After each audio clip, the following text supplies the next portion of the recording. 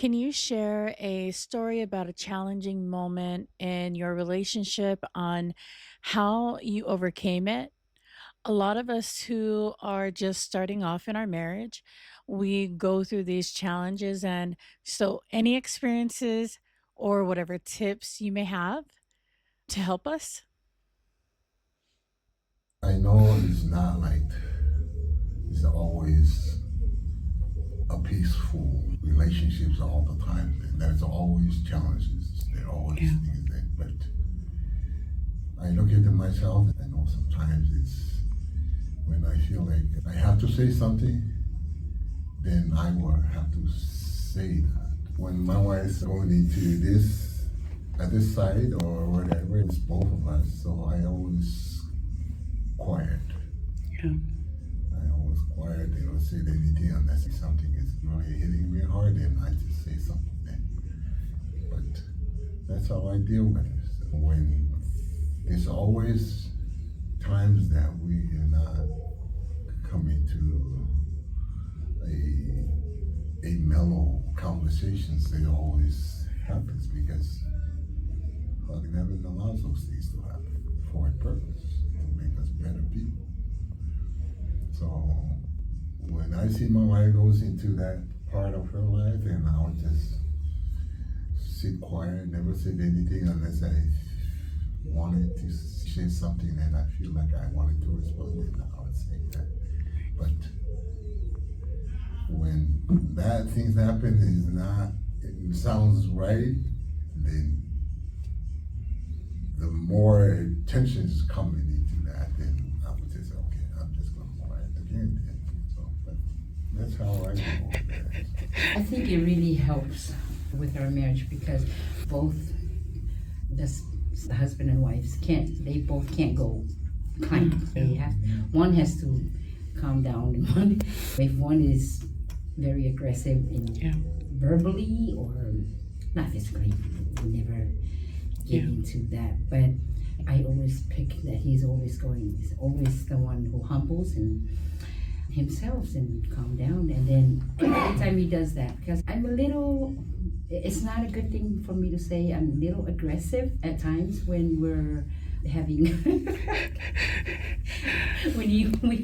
but once I see that in him, back out. It's a good Yeah. advice to the young Yeah. ones. You both can't climb up. Yeah. One has to stay down low, back up a little when you hear your other better half is not being aggressive or not too harsh in any words, because that's how he is. And as soon as I hear that he's on the other side, then I shut it off, Yeah. because then I know when to turn it off. But I think it's a learning experience for me too, because growing up as a young woman, I'm always getting into arguments. I can physically get into it, but when I married to my husband, I've learned a lot, because from as far as being humble, Yeah. because I don't fight back anymore once I hear no words from the other end. Yeah, and I'm surprised that he didn't talk about his stories that he loves to talk about and tell his children.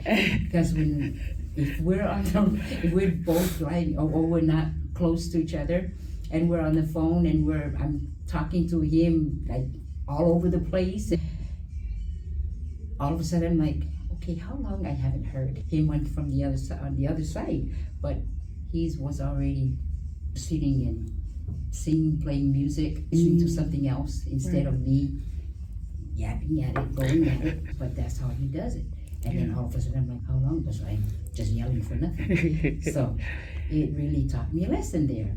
Not every time that you can just control be controlled. So it's a good lesson for the young ones too, because they really need to know their spouse. Yeah. They really need to understand them, and then it will just hit it right back to you, and then you'll change. You'll bounce back and say, okay, maybe this was the wrong route I took. So let me change and let me shut up right now. The matter is, I wish that it's always I'm wishing that never share with my wife yet, then, but there should be always a close on everything any narratives or any arguments or anything like that. Because that will lead us to think about what we're going to do the next when that thing's happened. It has to be a close. But I don't share that yet with my wife, but I wish that when we say, okay, I want to say sorry because I was wrong, but that never, I wish that would happen sometimes or, but there's a thing that is very important to a marriage thing. The Lord allows all these things to happen to us for a purpose, so that we can become better husband and wives and continue on building that relationship. But let's say we argue today and then tomorrow, all of a sudden, hi, how are you? But there's no close in that thing. It's always have to have that close. And then we exchange, hey, I'm sorry I did this. I'm sorry I did this. But that's not going to stop. Because it's going to happen again, because it's part of our lives and it's mortal life. The Lord allows those things to happen. But it has to be a close. Everything has to be have a close, and then they will say, consult that in a peaceful way and they say, I'm sorry. But that will never stop. It will continue on, but at the same time, we have to continue on putting that close because it will teach us some good lessons. I think that will remind us again, what can I do the next time? Instead of, why are you doing this? Why are you saying this? Why you do that? We ask the questions, what can we do to eliminate that? Or what can we do to come into a close and then build the relationship stronger and stronger and move forward to that? But if you're going to say, you're sort of like almost biting each other's head, and then all of a sudden the next day, hi, how are you?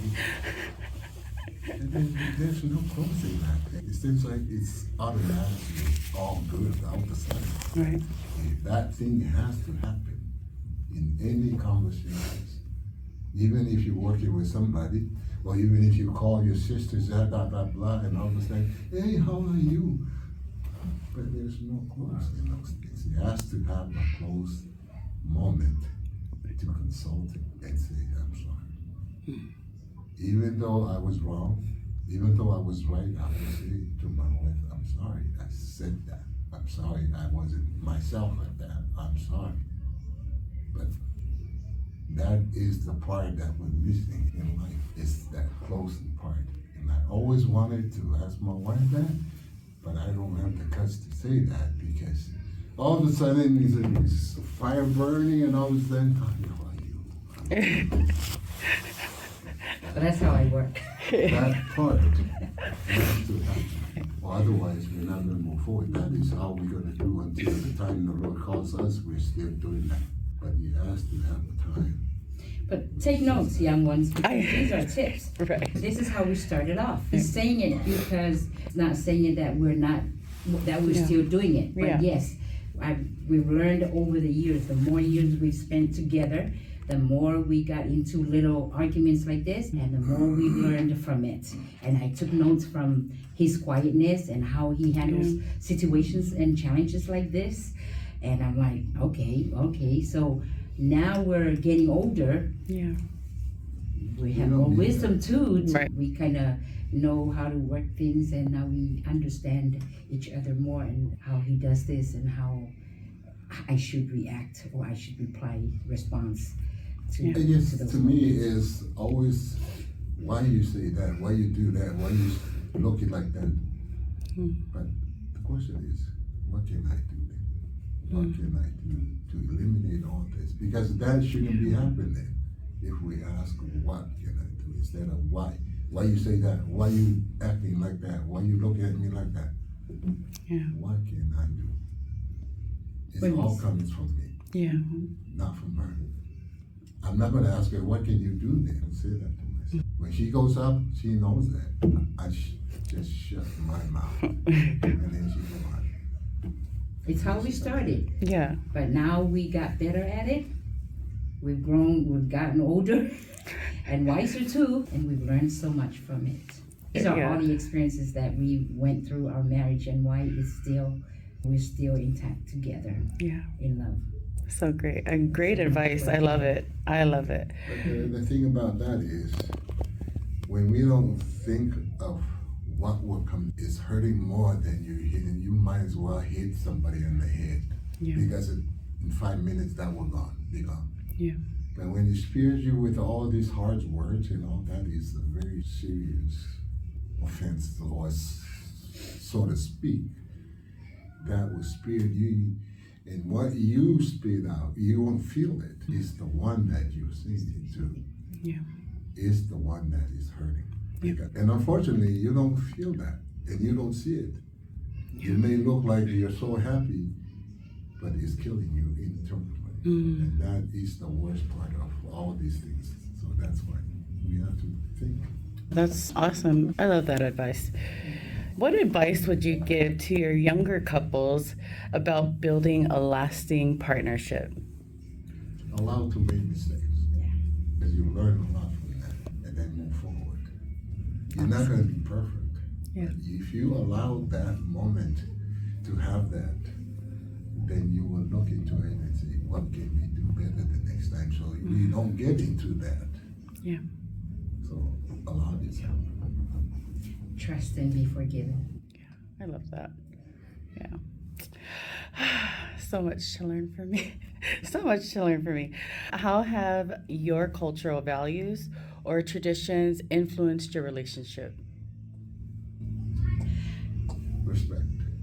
We're both Samoans. Yeah. We understand each other. We understand our values, our tradition, our culture very well. And we get to relate to all the culturally, the heritage, and all that to bring to us.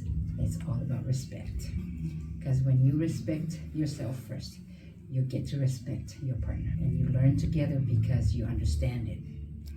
Together. So true. Looking back, what do you cherish most about the life you've built together? Our grandchildren, our children and our grandbabies. Yeah. It's what brings us the most excited, and we're blessed. Because right now we have 15 grandbabies out of 4 children and wonderful added addition daughter and sons in our family. I want to say that I cherish all the challenges that we faced. Yeah. Because those things make us strong. Those things will refine our behavior and attitude. How can we face those things? And I wanted to pass that out to my children. You're not going to live a very peaceful life as a whole life. You're going to have pumps and going downhill, climbing up the mountain. Just what can you do then to continue on with a peaceful marriage? Yeah. But that would never happen. Because those things, the Lord says, I will allow those things to happen for a purpose, is to have you become a better person, become a better marriage couple. And also in the last part of that is, that's when the Lord will justify his judgment when his time comes for us to stand individually in front of him. And that is the very the very serious part of all this, what we're doing in this mortal life. We say that, blah, blah, blah, blah, but when it comes to the judgment of the Lord, then that's when everything will be justified of how we live our lives to that end. Yeah. Last question. Do you guys have like a catchphrase or something that you would normally say to each other to help motivate each other to continue, even when you guys are just having the hardest times? I think our daily message text, because even if we leave on a hard note, there's always a chance that a message will come in and say, I pray that you will have a great day, and just remember that I love you and will be thinking of you today. and it makes my day. Yeah. Because once that comes in, it's always a reminder that he's still out there loving me, thinking of me, and I should do the same. Yeah. And then it doesn't matter if we didn't look, if I didn't look him in the eyes in the morning or whatever, which it seldom happens, it doesn't happen a lot. But if it does, there's always a message right after that, just cheering me up and telling me, praying that I will have a great day. If there was any challenges in the morning or whatever time of the day, it, he'll always give that note to me. Yeah. And then I respect it and I see it and I honor it, and I just say, wow, if I was married to someone else, would I be treated this way? Always honor that he respects me and he cares about my feelings and what would my day be like if he wasn't getting back and just saying those words. So I do the same thing. Yeah. And just reply back. But that's just, it's a daily thing for us. Yeah. Even if we're always in good terms and loving each other, he still has to say something. Both of us will just get on, send our texts and reinforce each other for a great day. What was the question again? How do you still continue to share positivity with your wife? I know in good terms we always say they love each other. But when it comes to bad terms and never there's no close, then we just go our separate ways. And then sometimes I'll just sit there a little, how was your day? I love you. Something like that. But like I said in the beginning, that's my worship. There's always should be a close in everything. So that way you go out your way, everything is good. Instead of all of a sudden saying, hi, how are you? Yeah. Yeah. There's always something that I wish that would happen, but hopefully. Yeah.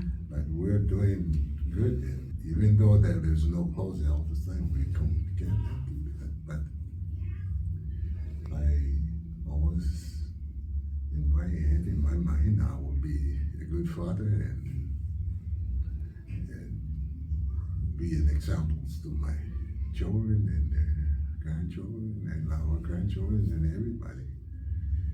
And that's how I am. That's how we are. We always cherish the moment where we come as a couple then and have our own time to talk and all that. But I'm looking forward for the next year, new coming year, for a better time than this year. So make that year a lot better than this year then. But it's always going to be a challenge.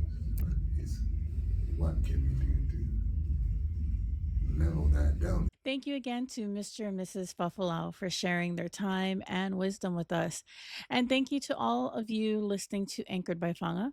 I'm your host, Pepa. If today's conversation added value, please like, share, and subscribe. Leave us a comment. We'd love to hear your thoughts. Our next episode drops Monday with Anne, who's a businesswoman and an entrepreneur, bringing her powerful insights and advice. Hit that notification bell so you don't miss it. Until then, stay anchored and have a great day.